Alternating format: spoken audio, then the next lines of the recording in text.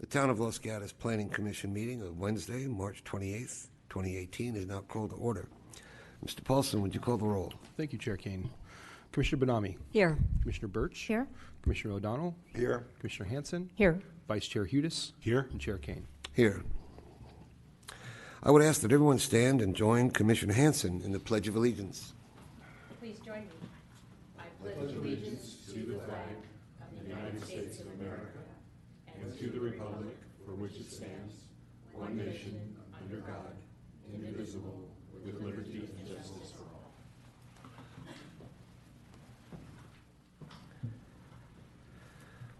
Before we begin, these sessions are to be informative, and I want to share some important information with you. As you probably know, Michigan is in the Final Four, and we play tomorrow at 3 o'clock, so... Chair? Yes, ma'am. Also equally important, go Jayhawks. That's a really funny name, you know. The Town of Los Gatos strongly encourages active participation in the public process, which is a cornerstone of democracy and essential to the Planning Commission conducting its business on behalf of the Town Council and citizens of the town.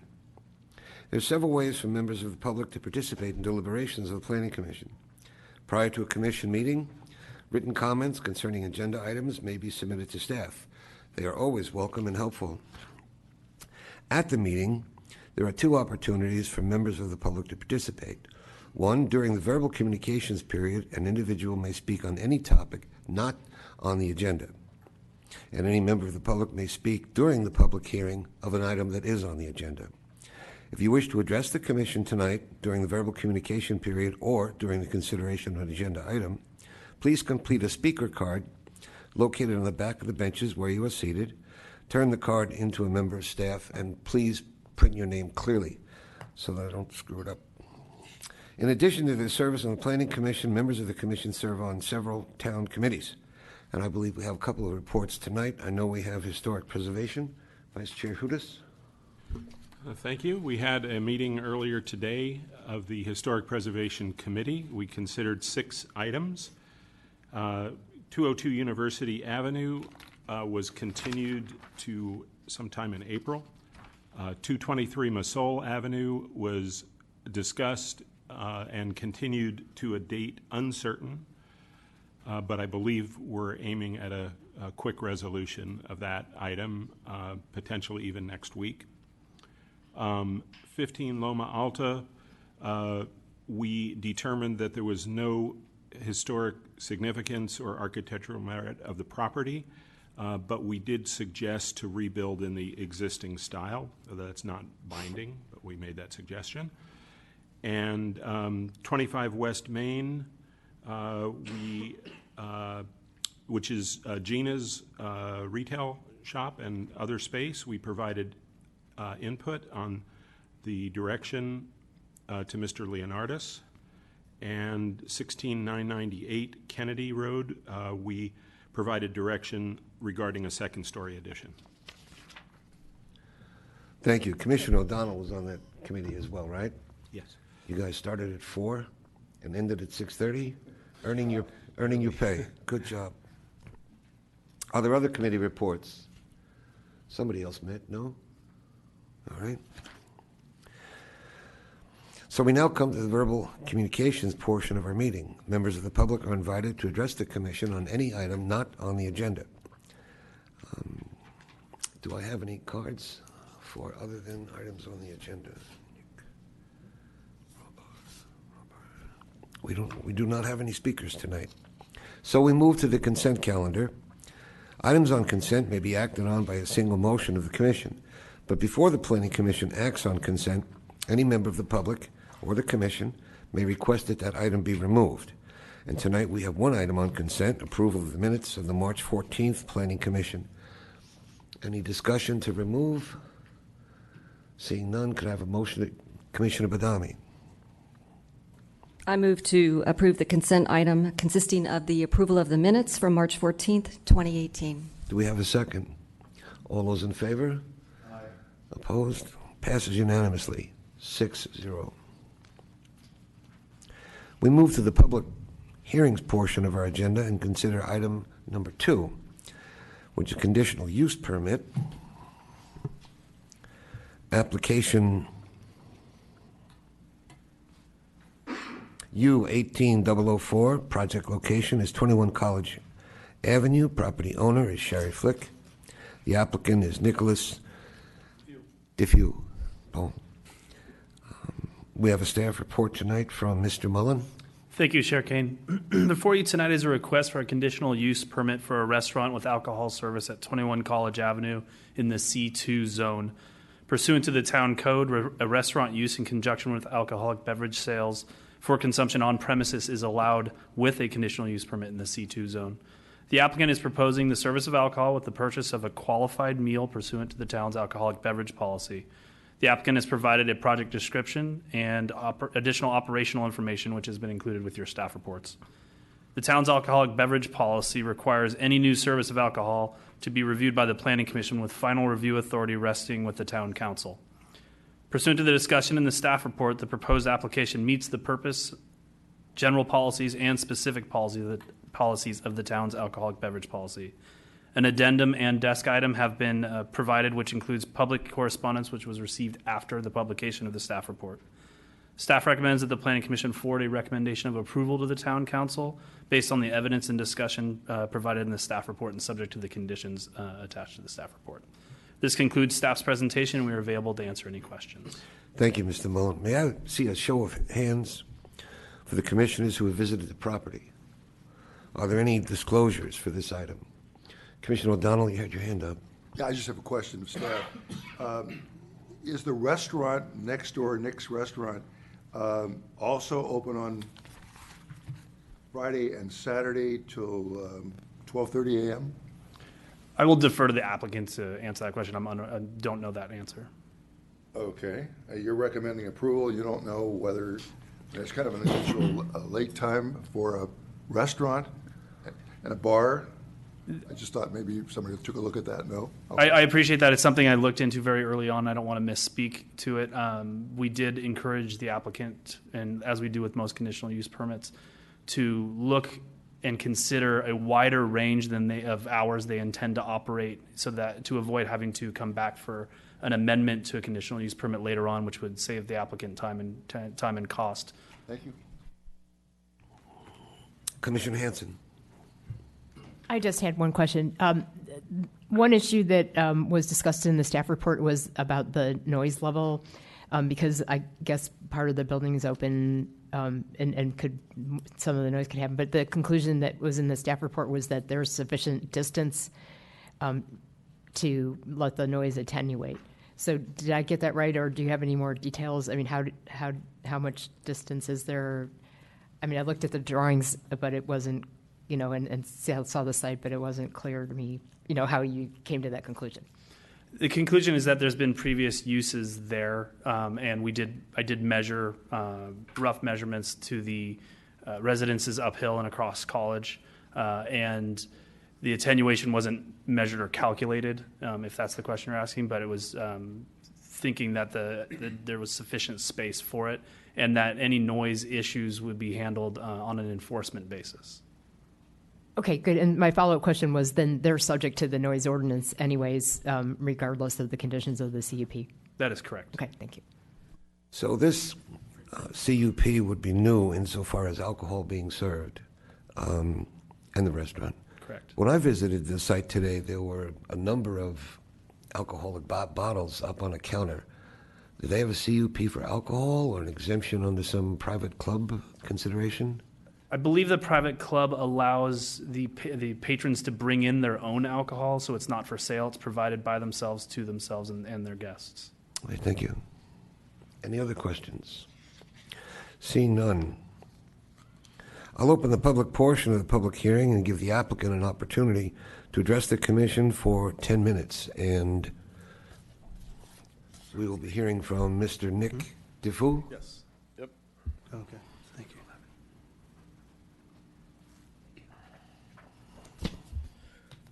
Good evening, Council. How are you, Commissioner? I will give you a brief history about me before I tell you about what we're going to do. So I grew up here in Saratoga, Sunnyvale and Saratoga. I moved here in 1992, and I started working as a dishwasher over in at the Great Bear, and went back to college, came back, and went to culinary school. At culinary school, I went to Igati, worked at Las Gatas Brewery Company while I was going to school, and to get my my experience. And doing that, I got another job over in San Jose, 71 St. Peter. Moved away to Carmel. Worked at Roy's restaurant. Spent a lot of time with Roy. Spent a lot of time working at that restaurant. Got my bones. Really got some great experience for about 2 years, but always knew that I was going to come back here. Excuse me. Got a job at Cafe Marcella as a sous chef. I need water. It's all right. Got a job at Cafe Marcella as a sous chef. Became a chef, and then, spent 5 years there learning from a great owner, a great person, Alon and Martine Stabler, and thank you. I'm not good in public speaking. My wife's probably laughing at me right now. Or embarrassed, one of the two. But anyway, so I worked at Cafe Marcella for a long time.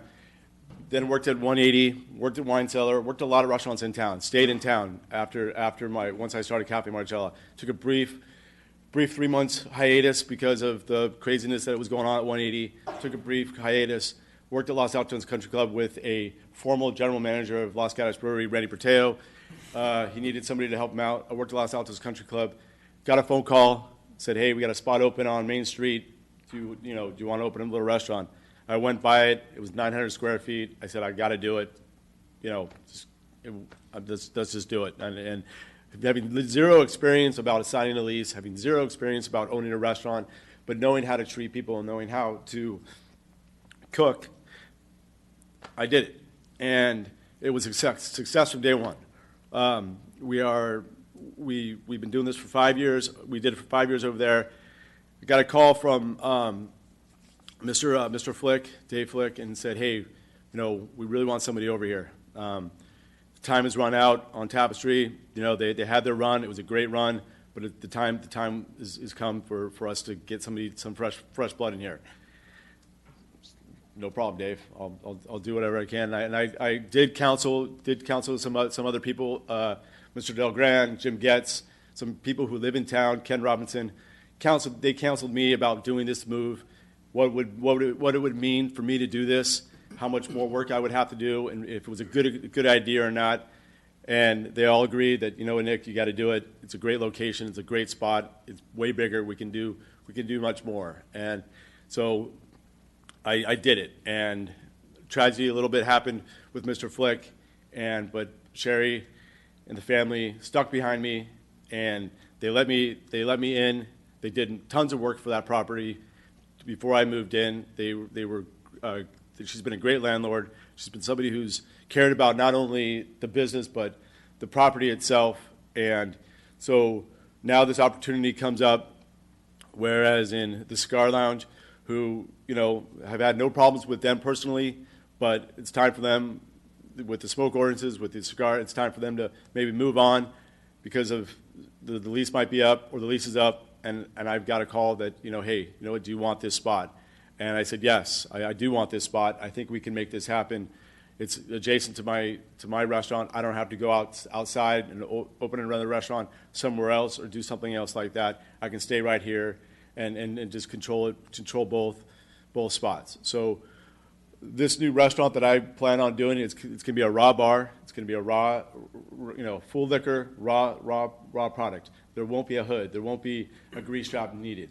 No constructional, just a little bit of constructional inside, with code as far as doing bathrooms, water, piping, and that's it. But that's pretty much it. We'll set up a walk-in refrigerator, freezer, and we'll do raw items: sushi, tartars, pokies, oysters, all the raw product that we can do safely, we will do there, and we will supply it to our customers, just like I do at Nick's on Main, or Nick's Next Door, excuse me, and and we are number one on TripAdvisor. We are number one on Yelp. People come.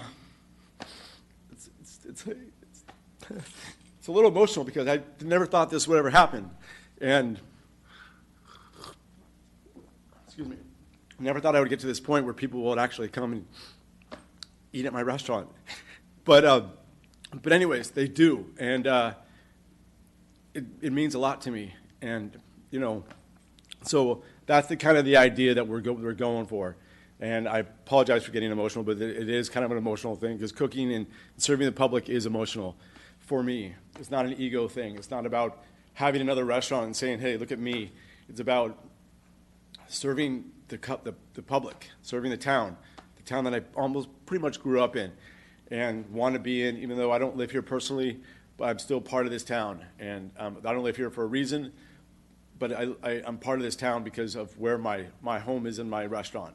And so I asked the committee or the commission to forward me to the town council on on an approval to do this, and I'd be open up to any questions. And yeah, that's pretty much my story. Again, I'm sorry. With a presentation like that, your wife shouldn't be embarrassed. She should stand up and cheer. Questions for the applicant? Commissioner O'Donnell. Nick, I respect your work. Yes. I've admired you for a long time. Yes, I know. I only have one question, and that was a question I asked previously. You've asked for closure on Friday and Saturday, I think it was, at 12:30, I think it was, and so you'd be serving alcohol. And, I'll do whatever the well, I just wanted to ask you, why do you want to be that late? Is your restaurant next door that late?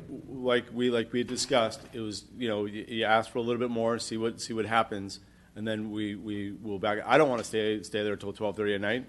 I mean, I personally don't. I don't think any of my staff wants to stay there till 12:30 at night. It was just one of those things where let's just ask for that and see, and then we can back it down. We'll back it down to the night, the 11 o'clock hour when the restaurant's pretty much closed. Okay, just out of curiosity, though, is your very successful next door restaurant, what time do you close on the weekend? Our kitchen closes at 10. Their last customers, we asked to start quieting it down about 11 o'clock. That's where the town code is. That we have to stop serving, I believe, at 11 o'clock, but we stop serving at 10.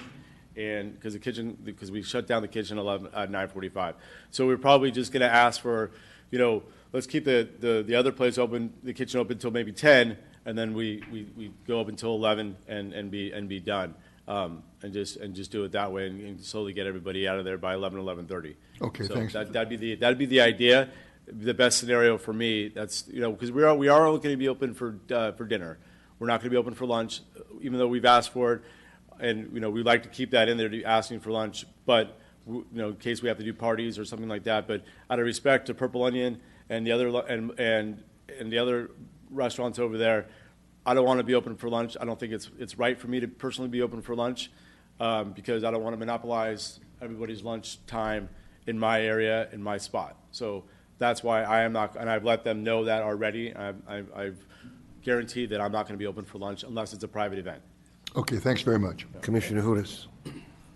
Thank you for your presentation and for helping to develop economic vitality in a part of town that could use some more vitality on Main Street. And I think it's really important for businesses to be able to succeed, particularly in that area.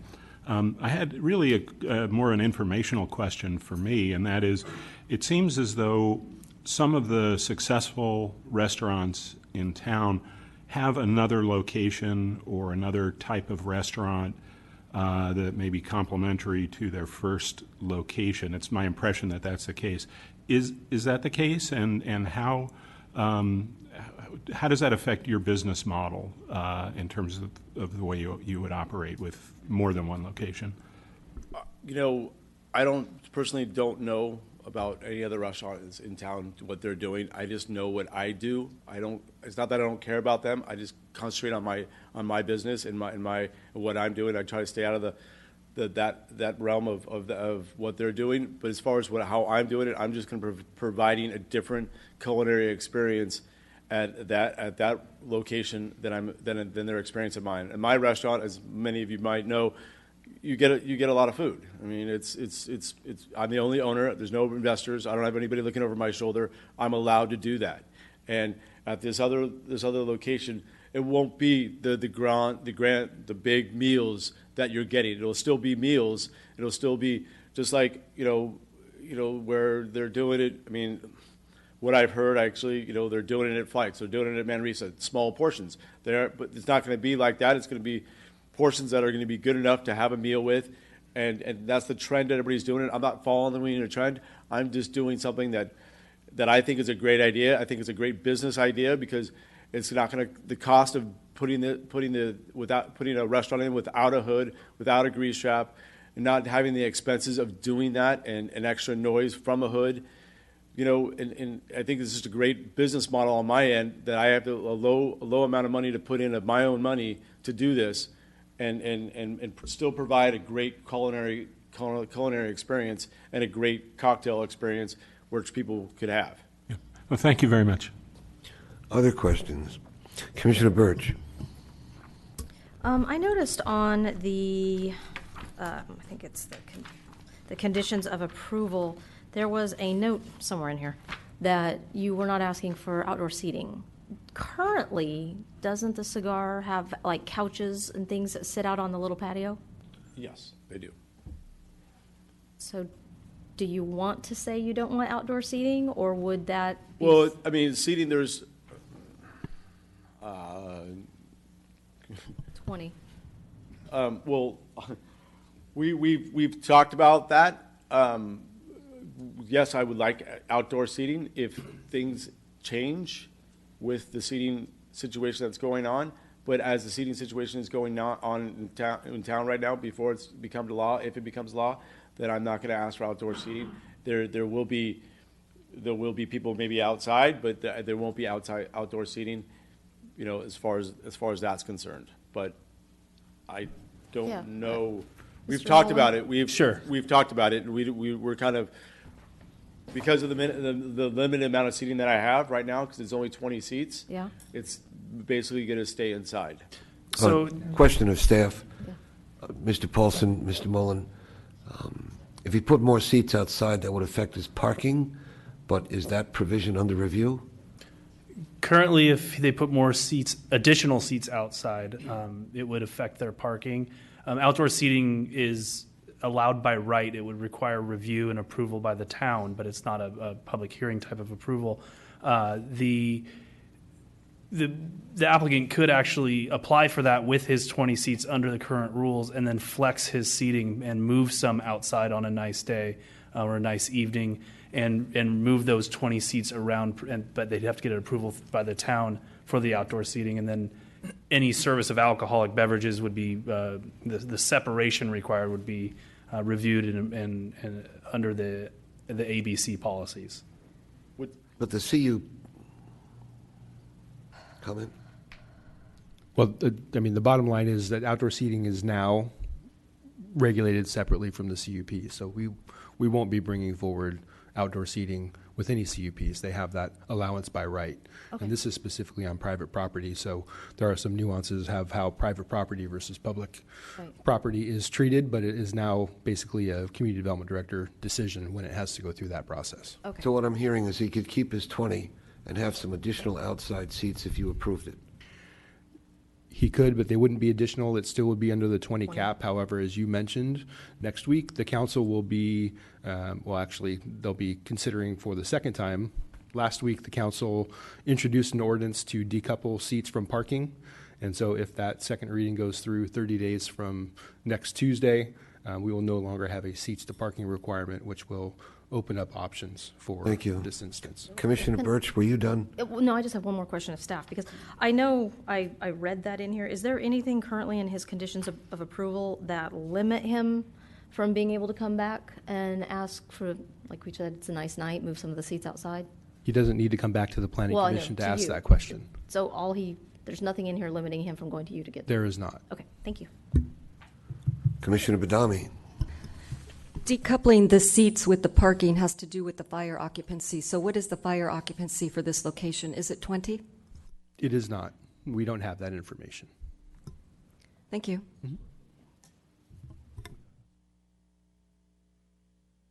Commissioner Hanson. I wanted to thank you for your all that you've done for the town, and I was going to ask if you could clone yourself so we could have more next year's. But my serious question was actually, the CUP has for restaurant use, and as you probably know, the CUPs stay with the land. Yes. And I have no doubt that the raw bar would be really successful, but supposing something weird happened and people got against raw seafood or something, some weird trend like that. What would you think about doing with that space? Would you try and come up with another concept, or I think that would be something that the landlord and I would try to figure out together. I have a great relationship with her, and I think that would be something that we would try to figure out together if it didn't work out. I think the one thing that the council and the town has to understand is that Sherry Flick is very conscious of what goes on and what happens on her properties, as most of you probably know, and I don't think they picked me out of a hat when they asked me to move over there, and I think the same thing would be if, God forbid, but when my time runs out, as far as owning a restaurant or being a restaurateur, I have no fear or no doubt that she would pick somebody or get somebody in there not only is qualified, but maybe even more qualified than me to take over. I mean, she's that particular about that. And what she went through as far as getting that building ready for me to be in there for the next, on the 11 College Avenue was unbelievable. And I've dealt with some landlords, and I've gone through many processes of talking to landlords about buildings and about different restaurants and what they were willing to do and what they're willing not to do. And nobody compares to what she's willing to do for her property, and even after the fact that I've been there, and if something breaks or something goes wrong, we have a clear communication of something that happens, and she's always there. What can I do to help, and what can I do to make it right? And I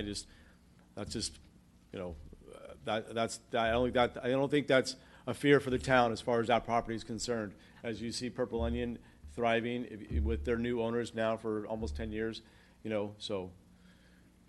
Thank you. That answered my question. Thank you so much. Thank you. I'm going to move on to some of our speakers. Okay. When they're done, you'll have an additional 5 minutes to supplement your remarks. Okay. Mr. Pozos? Ms. Pozos? You tricked me.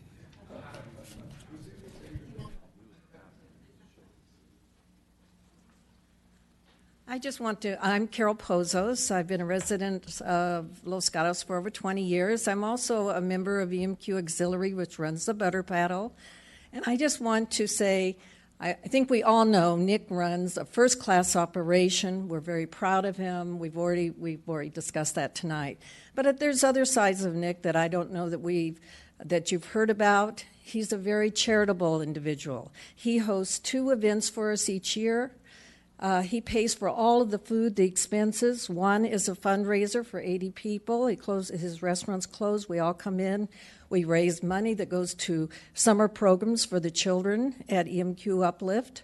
The second one is where he invites children and their parents in, people that normally would never come to Los Gatos for dinner or have the caliber of food that Nick's provides, and he invites them in, and he serves them dinner in a very first-class way. He invites the children into the kitchen, and they sit next to him, and they put the little swizzles on the desserts, and I've had experiences where the kids come out and they say, I want to work in a restaurant when I grow up. He just is a great role model, and we should all be proud of him. I wish there was more like Nick. Thank you. Thank you very much. Questions for the speaker? Thank you. Rod Teague.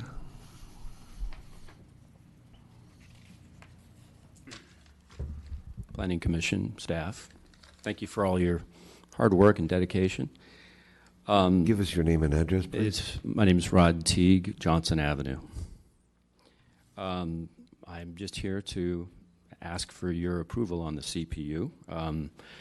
As we know, Nick and Sherry are definitely pillars of the community. I've been frequenting his restaurants for many years. I notice he knows most of his clientele on the first-name basis. And after losing institutions like CB Hannigan's, we have to expand. We got to keep the economic vitality going. I think that this is definitely a higher and better use than what was there, because it really was kind of a bar. I'd been there. People bring their own alcohol. A lot of the people that were frequenting the cigar shop were actually bringing in cigars and storing their cigars there as well. So from a sales tax standpoint, we probably weren't generating a whole lot of revenue out of that. We know that Nick's food is amongst the best in town, if not the best, and you can't ever get enough of that. So, please consider the CPU and make it a simple process and allow as much seating as possible and to stay open as late as he possibly can. That's it. Thank you. Questions for the speaker? Thank you very much. Scott Connelly.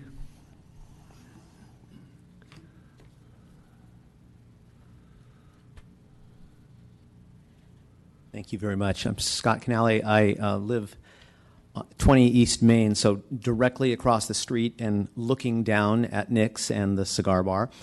I would heartily agree with the last two speakers.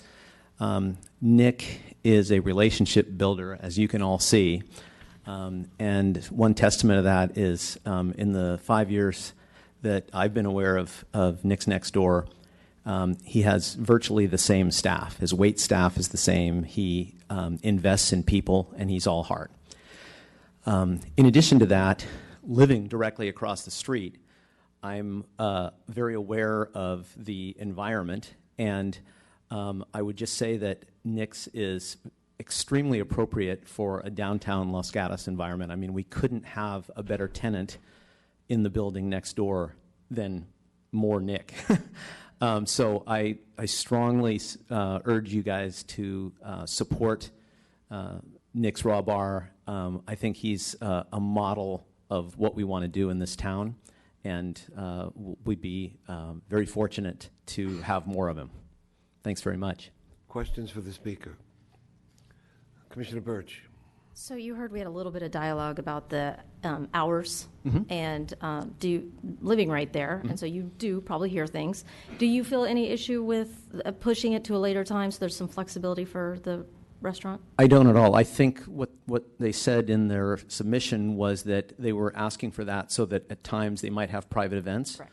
And I see that as the exception. There'd be no, his other business right now is essentially closing at 11, so there'd be no reason that he'd say, let's stay open till 1. So no, I don't. And already right now, whatever time people leave Nick's, and oftentimes they're later at the Cigar Lounge. The Cigar Lounge is a popular place for whenever there's a sporting event on, which, let's see, it's every Sunday, every Monday, etc.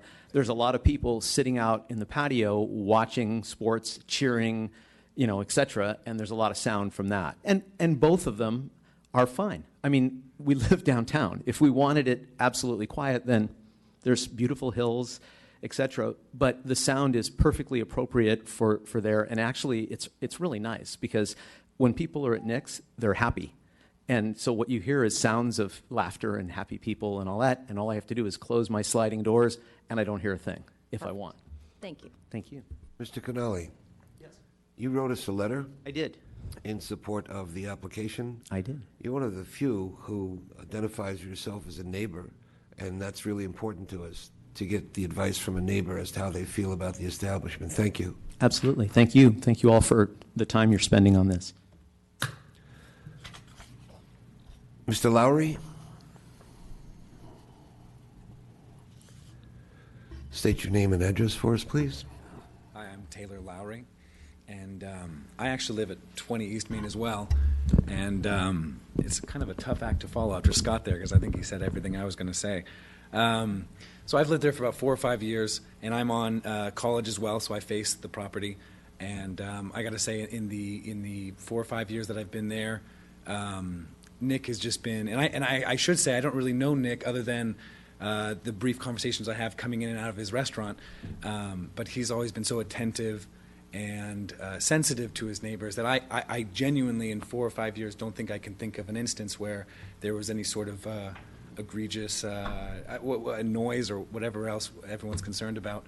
And of course, everyone's already spoken to his character, which I can only say I get to see the manifestations of, and it all is kind of exciting, honestly, to have something new there that has Nick's fingerprint on it.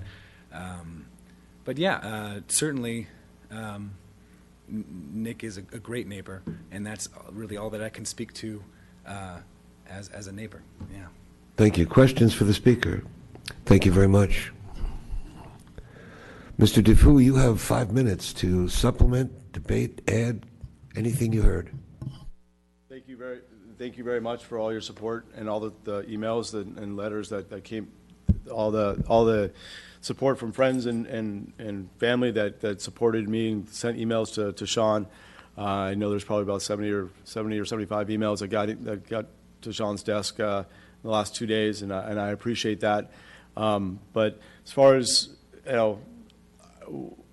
submitting it up or summing it all up, is I'm going to do the best I can, and to make that spot a better location than it is, make it and have it, be a part of Nick's, per se, my little stamp on that little side of town, and I'm just going to do the best I can. Will I make mistakes? Of course, but I will own up to those mistakes, and I'll do the best I can to make that the best spot in Los Gatos and keep those ratings and keep everybody from coming from San Francisco, from Hong Kong, from from Europe to come and eat at the restaurant, because that's where they're coming from. Not only just Los Gatos locals who also support me big, but they are really coming from everywhere, and they're coming not only to the Michelin star restaurant that we have in this town, but they're coming to my restaurant too. And because of what I've built, and I've built with friends and built with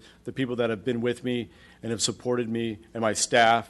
It's not just about me, it's about everybody together being on the same page and creating this and not having an ego, not worrying about what everybody else is doing in town as far as what the restaurants are doing. We're just concentrating on ourselves. We're concentrating on the customers. The customers have always come first in my book, and that's why we're successful, and that's why this other place will be successful. It's because the number one job is to take care of the people that come in through that door and make sure they're happy and make sure that we provide a great service and a great product. And I know I won't let you down on the product, so, and the service. So I will do my best for this town, and I will do the best for everybody. Questions, Mr. Hudas? Thank you. There was, as you know, there were many, many letters of support. There was one from a neighbor who was concerned about noise. Without getting into the specifics, have you had any ongoing problems with noise, being cited for the noise ordinance, or not living up to the terms of the CUP in terms of hours of operation or anything of that kind? I have not. I have complied to my CUP, and as far as the noise complaint, I know of that person, not the person herself, but I know of the complaint. It started. I kind of got looped in, I think, a little bit with the cigar situation. I kind of got mixed into that, from what I've been told. Yes, there was a traffic person coming by, checking on us, but we've always complied and try to shut it down, or at least told our customers, hey, you have to be quiet. But in the 5 years that I've been there, almost 6 years now that I've been there, we've had one complaint, and this person moved in July, from what I understand. And all the other, in the very beginning, we got a phone call because, when we first got, I don't think it got, was told to you guys or told to the town, but we got a phone call, hey, you know what, your hood's too loud or something like that. It's like, okay, well, I understand you might have been used to the other restaurant closing down a little bit earlier because they weren't as busy. We're going to be busy, but we'll do whatever we can to shut it off at a certain time and comply to that. And we have. And we haven't gotten a complaint. I don't think you guys have heard of a complaint or a lot. I will do whatever I can to minimize that within my business model. So, if they come to me and they talk to me, I would love to talk to them about it or try to figure something out that works well for both of us. Okay, thank you very much. Thank you. In my count, the hearing received exactly 101 letters, and one was not happy. That's the one I'm holding that has to do with noise and late night, and 100 were in full support. Despite the percentage of support, I'm concerned about late night noise. I'm guessing that it may be coming from the apartment building across the street, the penthouse. And I'm going to make a suggestion to the commission that we put in a condition asking for signage that would help keep the noise down. Something like, please respect our neighbors, keep noise to a minimum when leaving the premises. Would that be acceptable to you? Yeah, we also, just so you know, we've also, let our right at Nick's, we've let our patrons know that if they're, because most of the stuff is coming outside, so when they leave the restaurant and they're talking outside on their walkway while they're waiting for their cars or while they're waiting for Ubers, we've asked Uber and we've asked them to have the Uber cars pick them up in the parking lot, so they're not picking up on the street on College Avenue. So we've tried to do that. I have no problem doing that at all. So the answer to my question is yes. Yes. All right. Of course. I'm gonna ask the town attorney to come in on noise considerations. I think that'd be an excellent idea. In my 5 years, I'll confirm, in my 5 years, the first 4 years, I don't think we got a single complaint from either the cigar or from Nick's shop. But in the last year, we had an uptick. I would say we probably had 7 to 10 complaints.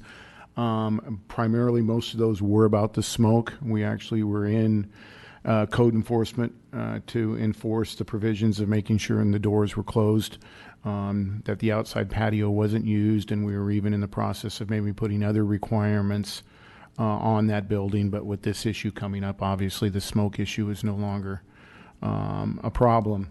And as to the noise complaints, when we do get those, we do go out. I think as Nick mentioned, when we do go out to do a noise reading, the noise is coming from a patron that's leaving the business, and by the time they get there, there's no one there. So, but we are able to go and we do noise readings even when if it's all inside. Sometimes we'll get a noise complaint at 9 p.m. and we've gone out and they were not violating their noise ordinance from the noise coming within. One thing. So I would certainly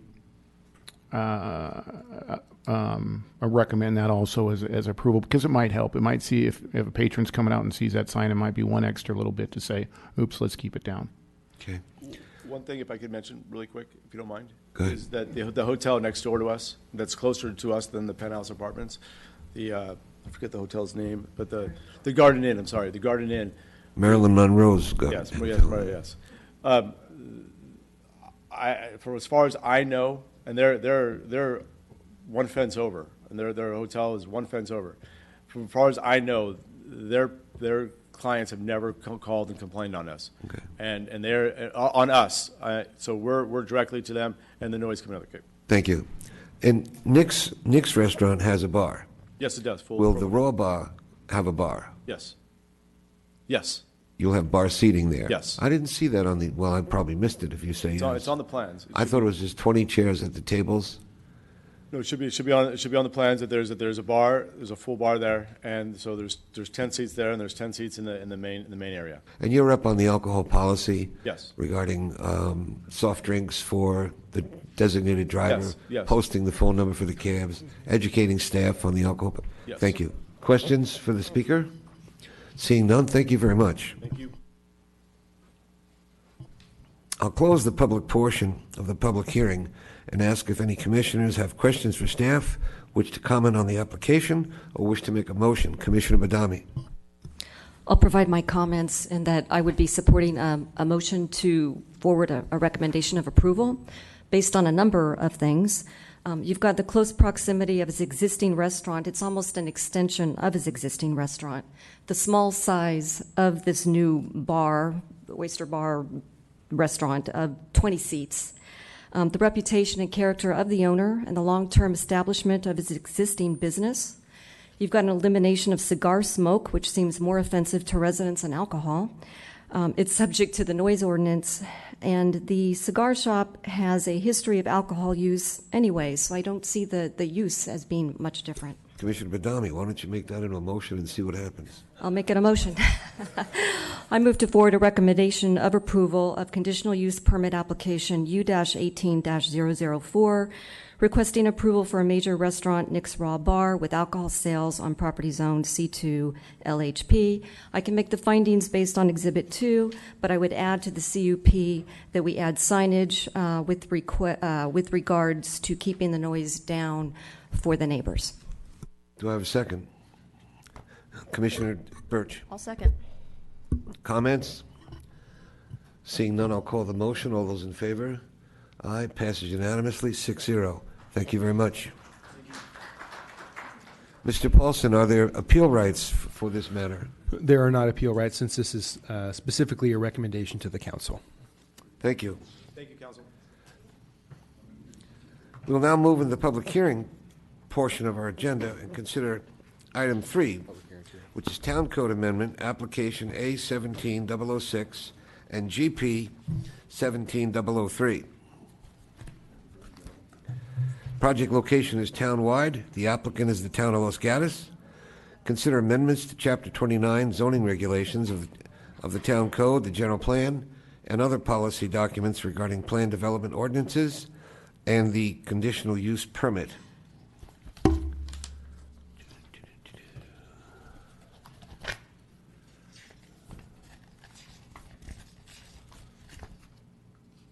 Excuse me. Ms. Armour will present the staff report. Afterwards, given that the public portion of the public hearing was closed, we should ask questions of staff and then begin a review of the amendment application. Ms. Armour. Good evening, Chair, Vice Chair, and Commissioners. The item in front of you is the consideration based on your discussion from February 14th, of a new plan development ordinance. It was proposed by the Plan Development Study Committee, developed over the last few years, and forwarded to you from Town Council for your recommendation.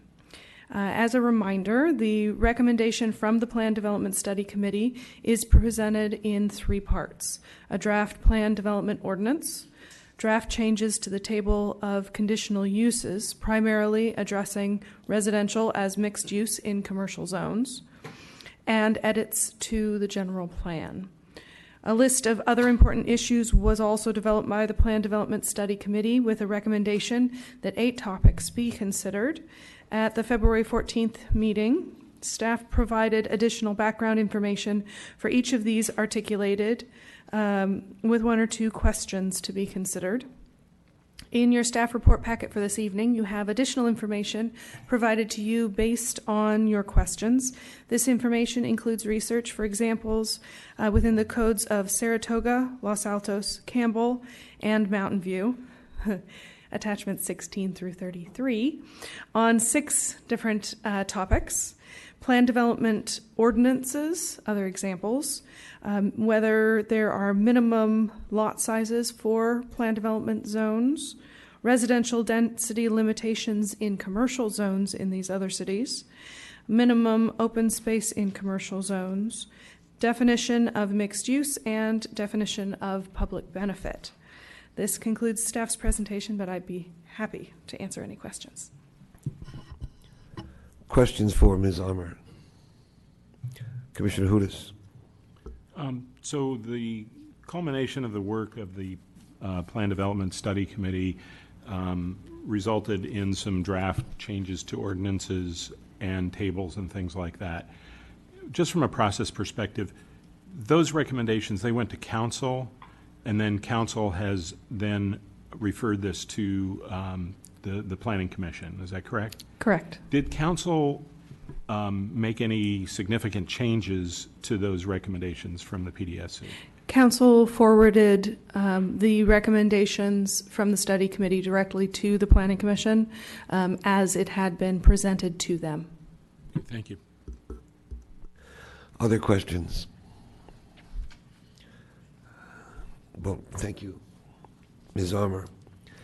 I watched the tape of our last meeting on February 14, and one of the things that came out at me was Mr. Paulson's pointing out that there was no magic number for our meetings, and that a third meeting could be held if necessary. So I don't think that we should unnecessarily panic and try to push this through tonight. It's a very broad application. And given the significant scope of the application, what I'd like to do initially is go down the row of commissioners to get overall thoughts on the application, possibly to get a consensus, and then we can individually go to specifics. So if that's okay, let's begin with Vice Chair Hudas. Thank you. I'm sure we'll get to specific items, but I just wanted to share a few thoughts on the recommendations. And the backdrop for this was sort of perceived and real abuses of the current plan development ordinance. And yet, at the same time, it didn't address some of the needs for flexibility, I think, that were presented by certain properties that came about. So, remember when this got started, we had experienced several major projects that really engaged the whole community. Albright Way and some others that engaged hundreds, if not thousands, of folks. And so I think there was a need to get these comments into some direction, and so and to tighten up the regulations at the same time as allow for flexibility. So the policy committee of the council kind of got the ball rolling. The Plan Development Study Committee was created, and there was a very long process of community engagement and a real democratic process. And I want to make sure that we respect that, and that it reflects a lot of the will of the community. Over 6 to 8 months of work of the PDSC, 12 committee members, some of whom were opposed to some of the projects that came about. The committee, I believe, was chaired by Commissioner Joanne Talasfor, and Jack Van Naden, I think, was the vice chair, and they pulled together some very disparate points of view. So, while I participated in that, I didn't agree with everything that was resolved along the way, but at the end of the day, I did and do support the recommendations of the PDSC because I think it does embody a lot of the will of the community. So I don't see the need to reopen a lot of things that were presented or recommended by that group. In fact, I think that respecting the will of the community is really important. So for once, I'm going to be kind of quiet when it comes to some of the specific suggestions, because I think that a lot of it is already reflected, unless there is some new information or new regulatory requirements. I fully support the work of the PDSC and think we should take that as sort of the foundation. Did the town attorney have a comment? Just real quick, hearing you speak about the real and perceived abuses of our PD ordinance, and I remember that also, and the reason why, and sat in all those meetings with Joel. But what I wanted to bring up was Monday night I'm in Campbell for a workshop on the housing bills that are coming forth. But at the end, it really turned into their PD ordinance, and they were complaining about the abuses, whether real or perceived, with their PD ordinances, and so they are going to be undertaking to restrict further their PD ordinance in the next year. So we are ahead of the game here and have done a lot of work already that now that they're going to have to do. Commissioner Hanson, your overview? Well, Commissioner Hudis and I both sat on the Plan Development Study Committee. And just to recap, the Plan Development Study Committee included the entire General Plan Committee as well as some additional members such as Jack Van Natta. And that also includes a couple of council members the General Plan Committee does. As Commissioner Hudis said, the driver for this was really some of the plan developments that had not turned out the way that the town wanted. And one of the things we did in this process, I think I mentioned it at our last hearing, but I wanted to repeat it, is that one of the things we asked staff to do is to put together a list of all the plan developments that had happened in the recent years. And we kind of went through each and every one of them and said, was this one that we turned out the way we wanted, or was it not the one we wanted? And so it became really clear that there were definitely some plan developments that had been approved that had pushed the edge of the envelope and perceived that the plan development was an opportunity for relaxation of the standards, which is why I think that word came in, and it's now been changed to deviation, which is fine. But, and then there were others where it turned out just like the town wanted, and there was the particular developments that's off Regent Drive, and Councilmember Jensen talked about how we were able to get back open space for the town, and this was a really positive thing. So, plan development can be a really positive thing for the town if we kind of look at it like an opportunity to kind of achieve some of the town goals, while the developer kind of, gets to meet some of their goals as well. So I like Commissioner Hudis, feel like this thing was pretty well vetted. We met over, many, many months, and we went through all these issues, and we went through the document multiple times. And yes, there are some things that have changed. I know we talked at our last hearing, about all the laws that are coming out in California to push more housing. But I think when you look at kind of where we are now and where we want to be, the ordinance that we have now, it was not found to be something that was working for us. And so what we have now is a document that, it may not be perfect, but it's much, much closer to achieving the goals that the Plan Development Study Committee thought were necessary for plan developments. And I think it will be a good tool and a useful thing to get into place.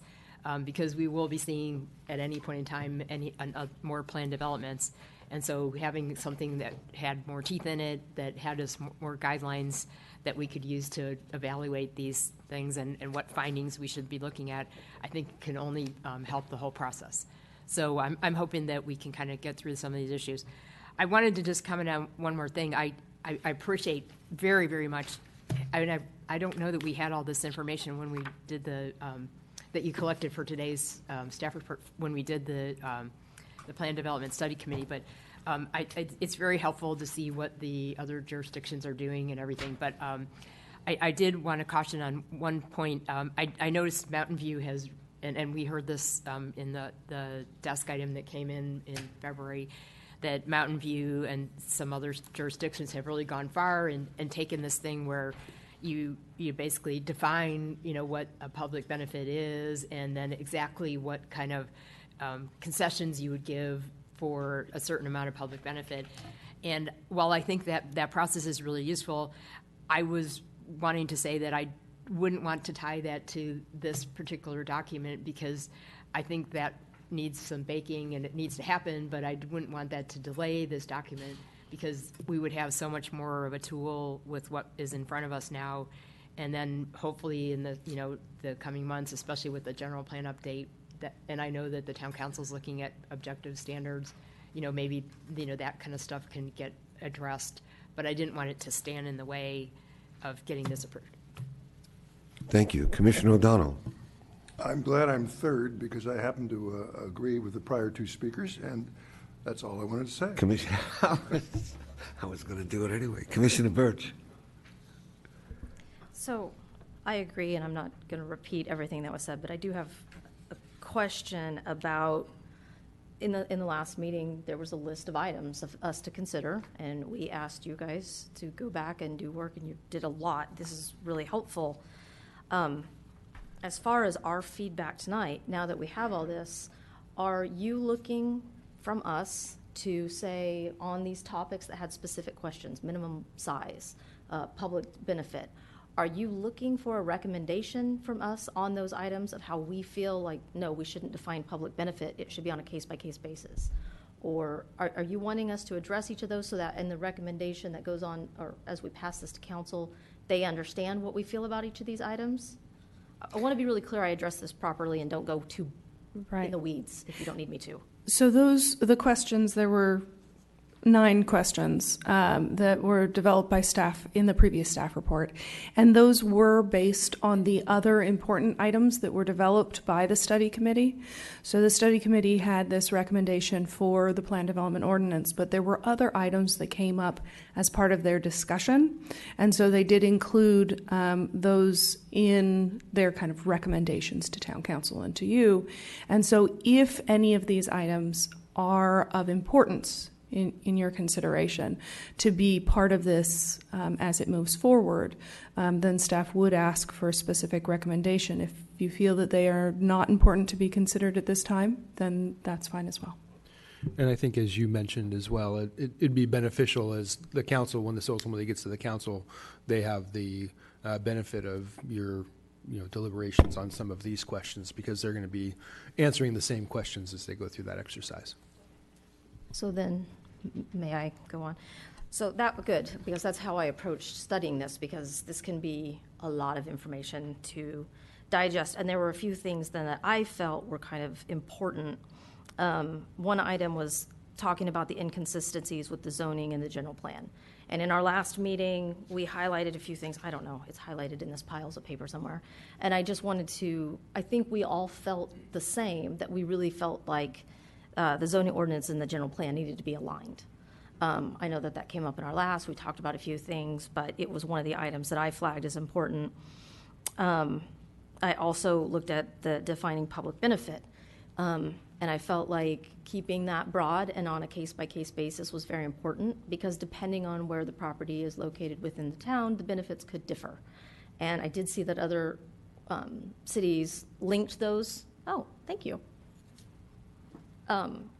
Linked those to things, and while I could see a benefit if we didn't have so many variations of neighborhoods and everything, I think leaving it relatively open to determination by the deciding body is important.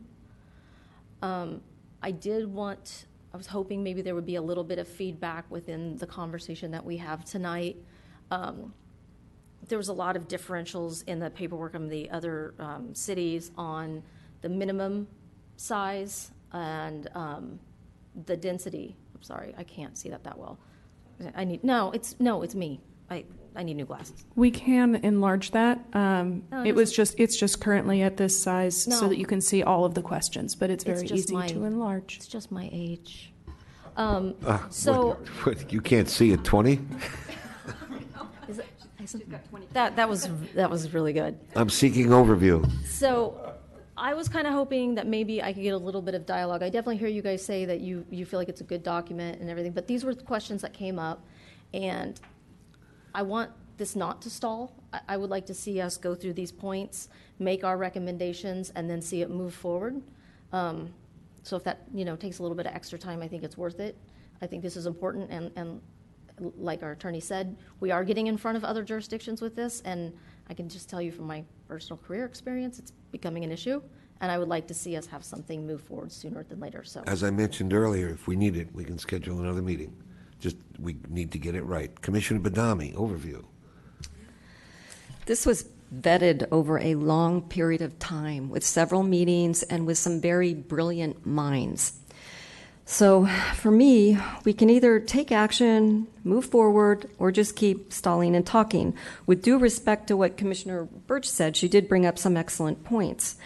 However, I don't see members of the community flooding the chambers right now in opposition or providing further input. So I'd be more inclined to move this forward. Thank you. I agree with everything that was said. I'd like to move on to specifics. Commissioner Hanson. I just wanted to say that in spite of my comments, I didn't mean to imply that we shouldn't discuss the issues that were flagged, because there were those open items when we finished the Plan Development Study Committee discussions, and we knew that those were open items. So I have no problem with having that discussion as long as, it doesn't drag the thing out for many more meetings. But I think it would be useful for the town council to hear our input on those issues as well as they deliberate on this. Commissioner Hudas. No, I agree completely. And my remarks were to support the work that had been done, but also to acknowledge that there were these open items. So I'd actually like to start with a question of staff on number 1, and to maybe summarize the percentage of open space for commercial zones, and were there some options that were put on the table by this pretty comprehensive review that you did of other municipalities? So if you do take a look in your staff report, for the question of open space requirements in commercial zones, there was one of the cities, I believe it was Los Altos, that did have some requirement, but it was actually for residential in commercial zones. And I believe this question was intended to focus on requirements for commercial in commercial zones or in general. And Vice Chair Hudas, did the PDAC address this one? Well, I think this was one where there was not a lot of consensus, if I remember. And so it was one that, and some of these there was discussion and maybe not quite consensus, but some direction, where this particular one, I think we were not able to make a recommendation. I don't believe there was a strong debate about different options for this particular one. Mr. Paulson? Thank you. So I think this really came up as a result of the specific plan for the North 40 and the comment that maybe there wasn't enough open space in that development, and the fact that that's the only development in town that requires open space for a commercial property. So I think that's what started that conversation, and as Commissioner Hudas or Vice Chair Hudas mentioned, we never kind of closed that item. So I think we have a local example, which is our current specific plan, which requires 30% open space. 20% of that has to be green, and then the rest can be some form of hardscape. There were also discussions about definitions of green open space versus other open space, and so some of those things can be captured. The other jurisdictions that we have, as Ms. Armour mentioned, they don't really have an open space requirement for commercial. It's not typical, but that doesn't stop the Planning Commission from making a recommendation if they think that that is appropriate. I read that one of the towns had 50% open space. Did I miss it? Was that residential? Most of those are generally coverage. I thought it was an office building. Okay. Yeah, so coverage is just to clarify, the numbers that you cited, that's for the North 40 specific plan only, correct? That is correct. And so we have virtually none or no other properties that are going to be of that scale that would just naturally apply those numbers to, correct? That's a fair statement, I would say. Okay. Commissioner Hanson? So I thought about this, and I read all the and had the experience of the Plan Development Study Committee, and my general thinking on this is, even though that was a really controversial topic with the North 40, I agree with Mr. Paulson that was really the main issue, and that's fairly well resolved at this point. I wouldn't want to put the stick on this thing. I think that it would be much better to not have a minimum open space requirement as an automatic thing for plan developments, but rather make it a carrot, and that if as a public benefit, and that there might be some development concessions that could be made because they would give open space in the commercial zones. Because coming up with the right number is an issue, and then wouldn't we be uncompetitive potentially and to other towns was my concern as well. Thank you. Commissioner Birch. So I agree. I don't think we should put a number. I think there's so many unique properties in this town. It should be on a case-by-case basis, but I do think it should be noted that it is the desire of the town that there be open space, and I don't know exactly how to word this. That's your expertise, but I don't want that to all be hardscape. a lot of times people take open space and they utilize their numbers for sidewalks, hardscape patios and things. I'm taking that a step further and say there should be some softscape or permeable surfaces, not just hardscape. Green open, well, yeah. I mean, every town and city seems to define that differently, so I'm trying to be really specific. I don't want the sidewalks to be the open space. So does that make sense, Ms. Armour? Okay. Yes. Commissioner Hudis? I think there was also testimony a number of times on the North 40, but also, I believe, in this committee on other definitions of open space and potentially adopting a definition from the federal government that talks about public access to open space. And so I would suggest that be considered as well if we go further into defining open space. But I don't see the need to come up with a number on a town-wide basis. Commissioner Hanson. I would just point out one more thing for Commissioner Birch. I mean, we spent a long time on the purpose of an intent, and if you look at the 4 items that are in the proposed ordinance, the purpose and intent, number 3 is the maximization of open space. So it's just a question. But I'm not in disagreement that we shouldn't be more specific about what open space means. That could be added, I think, to green open space or whatever the case may be, and I think that would be great. Other comments? I have a couple. I watched the tape of the last meeting, as I said, and Commissioner Hanson gave a persuasive speech about the PDAC. Is that right? PDSC. And the work that they had done, and that the documents before us are superior to what we have. That's the message I'd like to leave with council. But 2 other considerations. Public benefit has been a moving target. Some allegations of abuse and twisting the words. I'm not going to read this letter, but I want to put it into the record. It's dated January 14th, 2016, concerns about the definition of a public benefit, and it's written by Mr. Jack Van Ada, and it is marvelous. I think it nails it. To prevent it being taken advantage of, I want to put this in the record and make sure that council gives it a special note. And also a consideration from Ms. Quintana.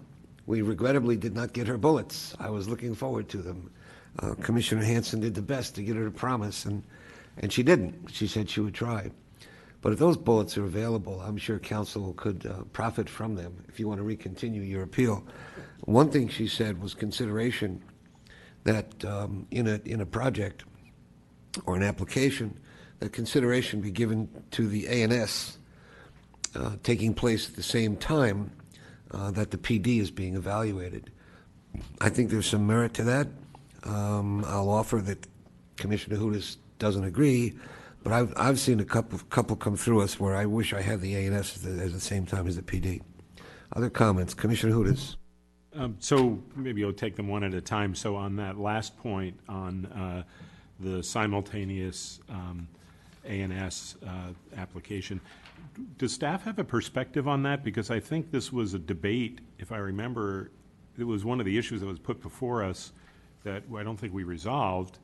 And really, to me, this is a process question that calls in, efficiency and use of town resources.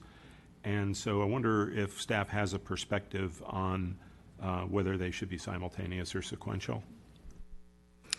So in the original staff report, staff did talk a little bit about this issue, but primarily our recommended consideration is the question that is listed as question number 5, which is, should architecture and site and plan development applications be allowed to be processed at the same time?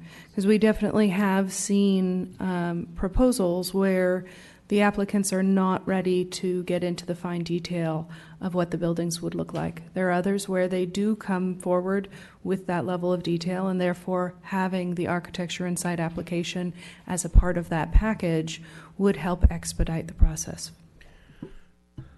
Commissioner Birch. However, couldn't we look at that from the flip side? Let's say I was looking at a property, I wanted to do this, but financially I'm not going to invest on a full design until I know if I could get the PD. You know, it could, yeah. No, the town attorney has a comment back to me. I'll give you one more anecdotal information, is that if the project comes in as just as a PD in a subdivision, it's a legislative action, so it's not subject to the Housing Accountability Act.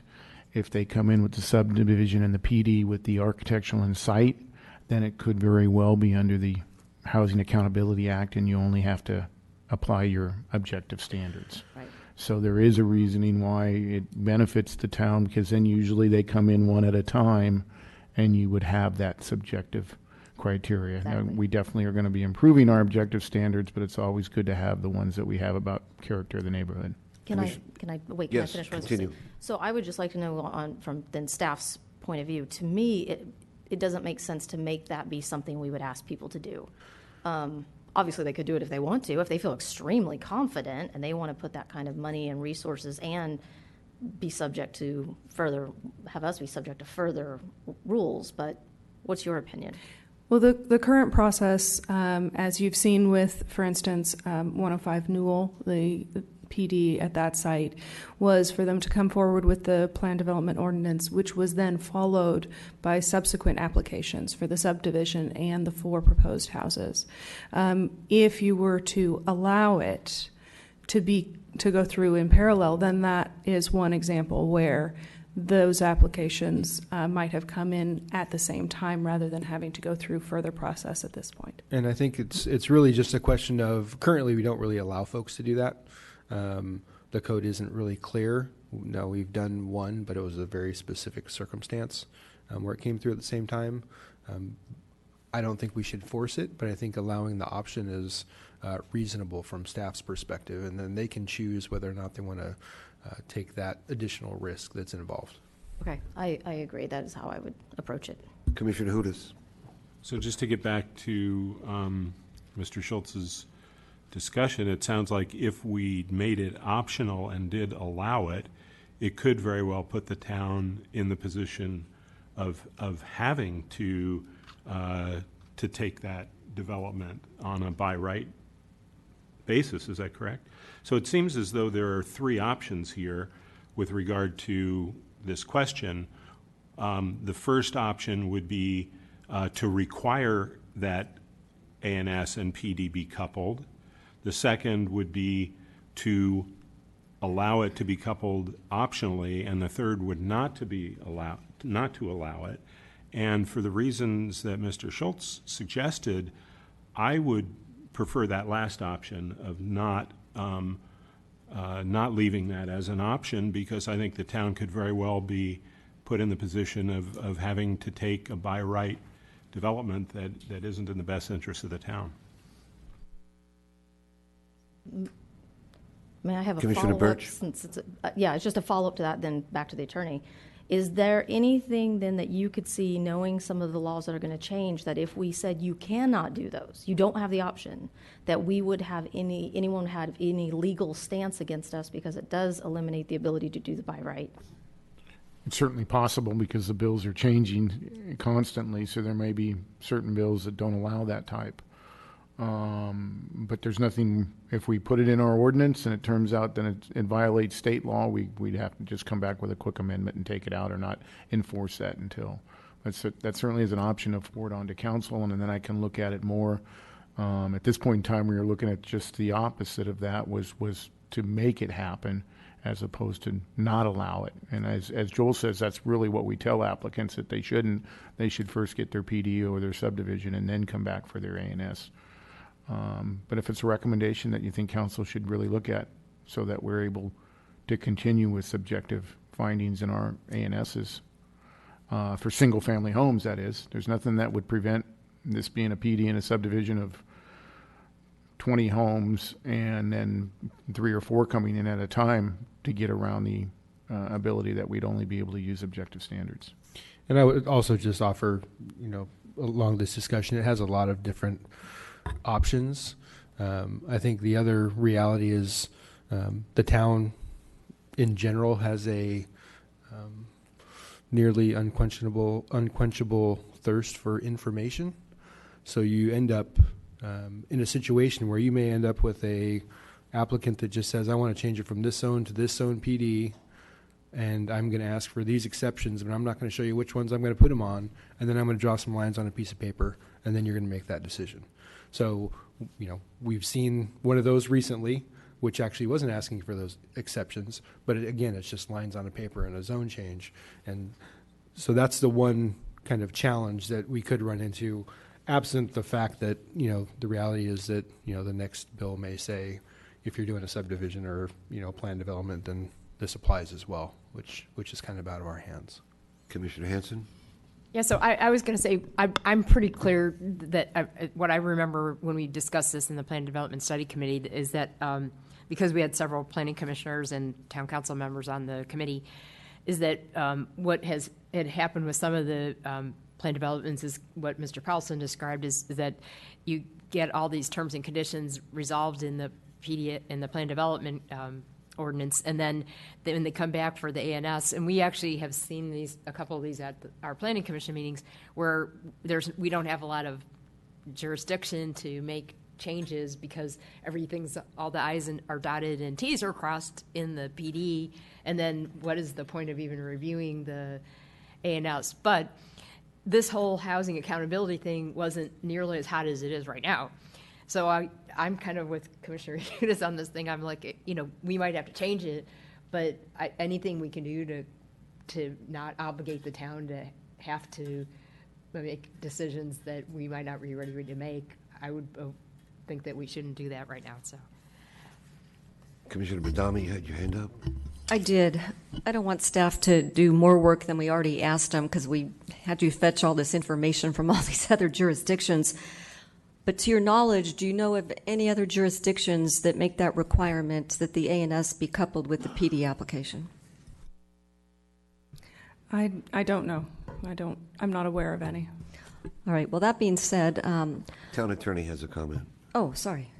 I've certainly worked in a lot more jurisdictions probably than my colleagues, but I can't remember ever seeing a PD where it coupled those two together. ANS? Yeah, with an ANS. Okay, well, that being said, I'm kind of along the camp with Commissioner Hanson and Vice Chair Hudis with no. I've got that concern with the by right development. Other comments? Are we at the point of making a motion with considerations, or do you want to continue this? Give me an answer to those two questions. Commissioner Hudis. I don't know that all the questions are equally important, but I do think the discussion about public benefit maybe warrants a little bit more conversation if people would take the time on that. And I know Commissioner Hanson had some initial comments on that. I don't know if she'd like to expand on it, but I have some other comments on that topic. On public benefit, I've submitted Jack Van Nata's letter, Right, I wanted to which come back starts to to that address point that those you made. points. Yeah. Commissioner Hanson?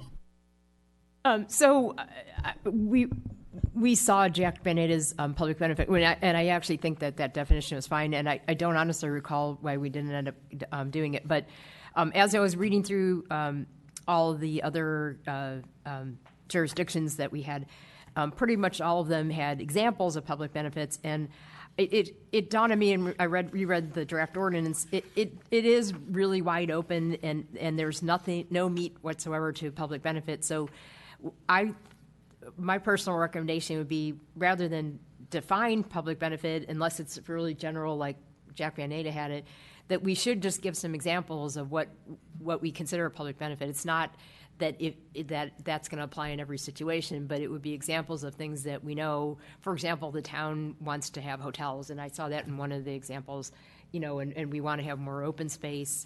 We want to have more affordable housing over and above what we're required to do by law, if possible, because we're always looking to meet RENA and stuff.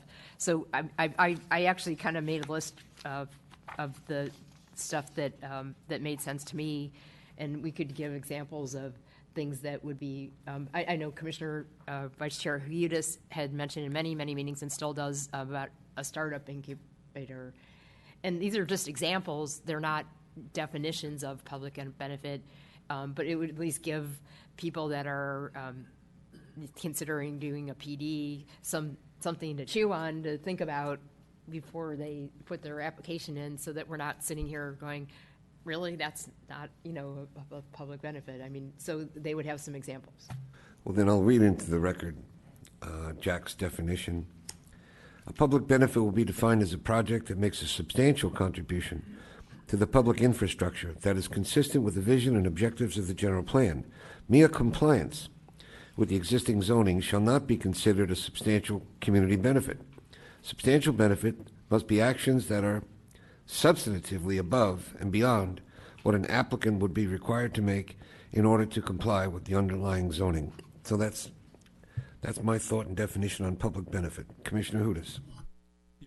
I would agree with that and would suggest that we include that for consideration by the council. But I would also agree that with Commissioner Hanson that I think examples are helpful. It seems that from the staff's table, most of the jurisdictions did list examples, and I found in particular the one from Tampa, Florida on page 15 of 15, another good list, and I think it's helpful because I think you can look someone in the eye and say, how is what you're proposing in any way like these examples, and at least have a starting of a discussion on that topic. Excellent. Do you want to read them? I don't think I need to. It's in page 15 of 15. All right. Other comments? Commissioner Birch. Well, this isn't about public benefit, so are we? Fine. Okay. So I just want to look at some of these. For example, item number 3. Yes, I mean, we talk a lot about our hillsides, and sure. Should PD applications be required for subdivisions of 5 or more lots in the hillside residential zone? And thank you. My feeling is yes. On number 4, should there be a minimum lot size? The examples we got were all over the place. I'm going to go with the recommendation. We already talked about 5, and then we've just talked about 6. So I just wanted to make sure that we looked at each one of those. They were identified as important. What was the recommendation on 4? Wasn't it? I found this. 40? There's no minimum lot size. Is the recommendation. Yeah. That's what you want? Yeah. Okay. Because again, we're looking at a town with a lot of variations. And I think when we start putting arms around those and saying it has to be this minimum, we could potentially lose an opportunity. Commissioner Hudas. Yeah, this is one where I supported the final report that said no minimum lot size. I did have an argument on the other side of it, but I really wanted to ask staff's opinion on this one again, because I think the reason for having a minimum lot size is to improve administrative efficiency so that we're not considering PDs for tiny projects, and also not proliferating requests for PDs, which may have led to some abuses. So I'd be interested to hear staff's opinion on the minimum lot size one as well. I don't know if Ms. Armour has anything additional, but if she does, I think given the requirements and findings in the recommended PD ordinance, I don't see that being a large issue.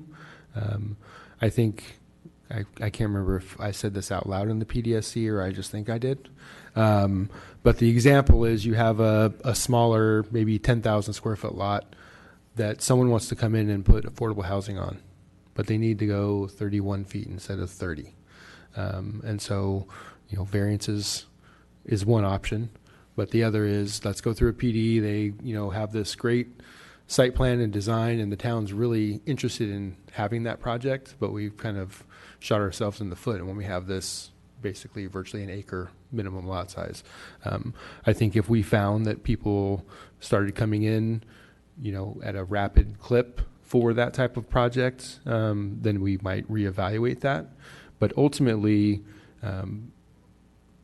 it's providing flexibility. So in case that type of project comes in, we have that opportunity. Thank you. Now I remember why I supported the recommendation. Commissioner Hanson.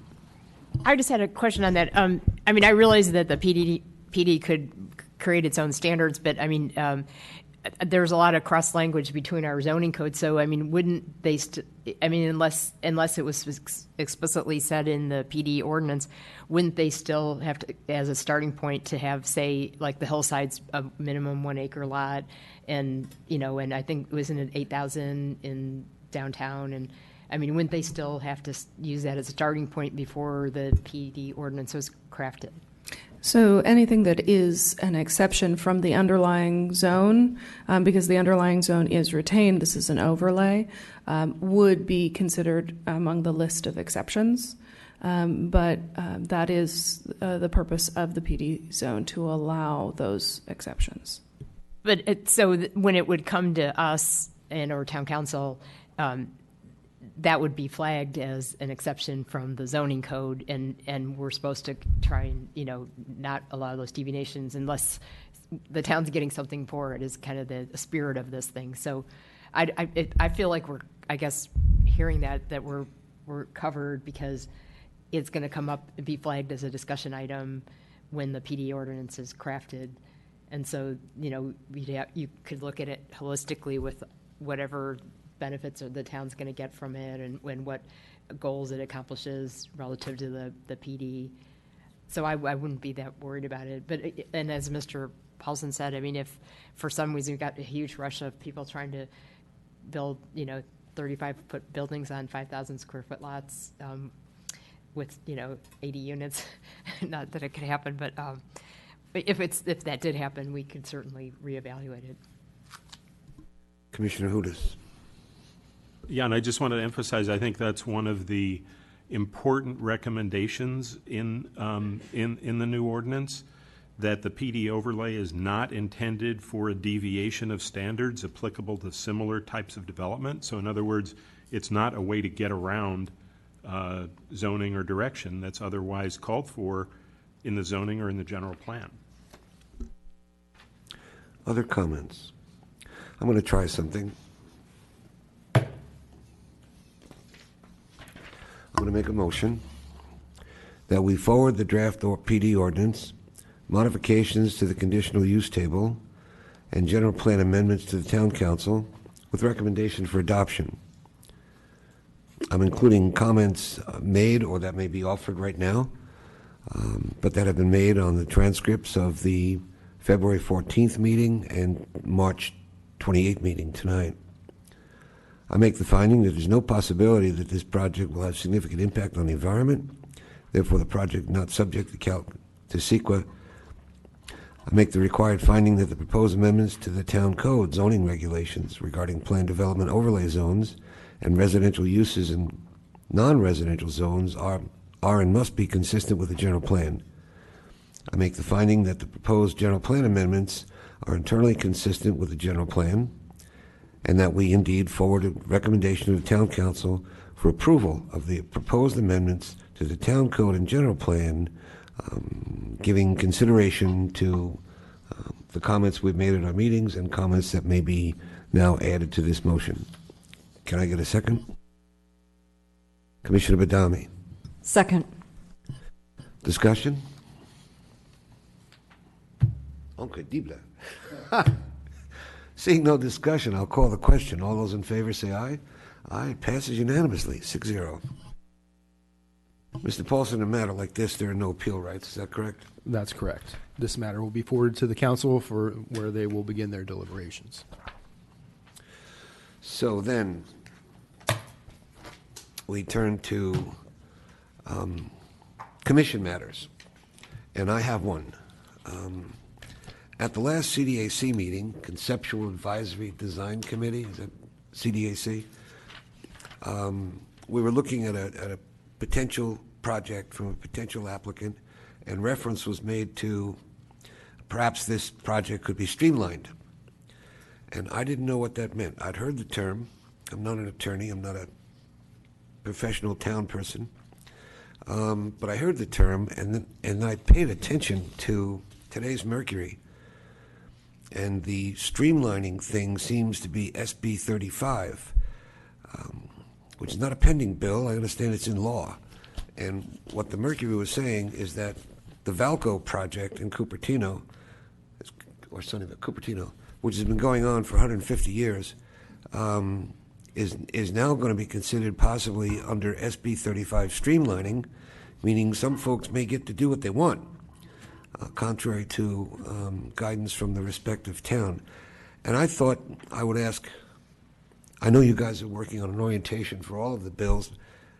This one seems to be really important, and before somebody throws it at me, I'd like a layman's understanding of what it is, if we could arrange that in the future. Well, I'll take a little stab at it, and Mr. Schultz can wrap it up. But yeah, that project has a long history. They have submitted it specifically as an SB 35 project. The two biggest hurdles that we see for projects in the town are that it has to be a minimum of 50% affordable, and then you have to use prevailing wage labor. So those two triggers and the size of our projects don't generally align. Are you saying that for this streamlining to take effect, that it's 50% BMP? Correct. And 100% union labor? Correct. So that might work on big projects, but not necessarily on things we have here. Not necessarily. All right. Well, this was alarming, so thank you very much. It is alarming, and it's what we've been spending quite a bit of time on. As I think you know, I sit on the California League of Cities Housing and Economic Development Committee. We met in January. We're meeting again in the beginning of April to go over the new bills. There's even more. The Wiener bill, the 827 bill, is also somewhat alarming and taking away more local control, and that's what the league's biggest mission is to protect local control. So I have been working on it. We're real close to selecting who we want to come to town and do a workshop. It'll probably be, I'd kind of like it to be after that April meeting, but we might even do it before then to bring all those bills. I went to the one on, as I mentioned, Monday in City of Campbell. I felt that was at that high level, 30,000 feet level, and we will really be drilling down. It's not just to present you what these bills mean, but to me it's more if these projects are going to be based on just objective standards, what can we do to solidify what our objective standards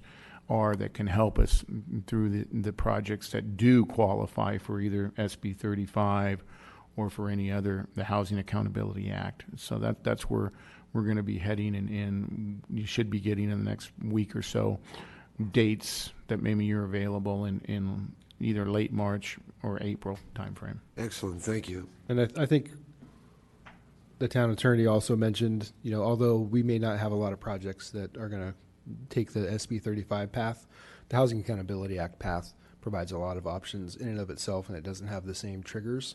The other big part of SB 35 is, that project in particular, which I think is now 2,402 residential units, 1.8 million square feet of office, 400,000 square feet of retail, and it has to be completed and approved in 6 months, and you cannot do a full environmental review on it.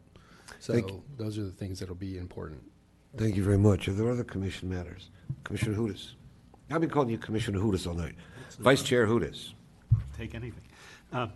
I just wanted to thank staff for the excellent work on the plan development and conditional use permit. We asked a lot of questions. You did a lot of homework. We asked more questions. You did more homework. And in the end, it's been very helpful to be able to get through this rapidly so that we can understand the areas where we did need to probe and the areas that work has been done. And I just wanted to say thank you for that work. One other commission matter for the benefit of the commission. I have a stack about Yo Thick concerning 248 Jared Lane. Is that coming up? Is there something I'm supposed to do with that? Yeah, that will be coming up. I'm assuming that's an environmental document by the size of your thickness that you're holding up. And so that will be coming back through. It was a project that was approved a few years ago. They never built it, and so now they're having to come back through the process, and I think it's a new owner as well. And that's in the near future? Yes, it will be coming to the Planning Commission. All right. Do we have a report from the Director of Community Development? We talked about some of it, but last week the council met where they took public testimony, discussed Alberta Way with the applicant, and continued it to the meeting next Tuesday. And so there they'll continue their deliberation and either render an action. Well, they'll render an action for sure. They'll either approve, grant the appeal, deny the appeal, or they may continue it with requests for additional information. Any chance it comes back to us? There's always a chance. Yes, that's always an opportunity, something to look forward to.